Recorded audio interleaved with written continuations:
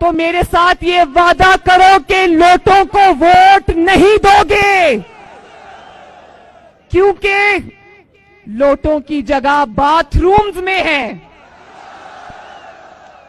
नोटों की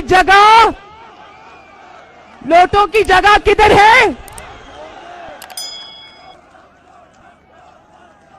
क्योंकि जो जरा सा दबाव बर्दाश्त ना कर सके, जो सिलेक्टर्स और सिलेक्टेड का जरा सा दबाव बर्दाश्त ना कर सके, वो आपके लिए क्या दबाव, आपके लिए क्या खड़ा होगा? जो अपने लिए खड़ा नहीं हो सकता वो आपके लिए क्या खड़ा होगा?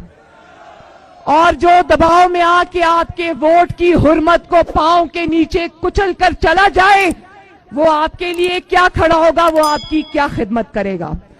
तो नोटों को रखेंगे बाथरूम्स में, उनकी जगह बाथरूम्स में, उनकी जगह आपके वोटों के डब्बों में नहीं।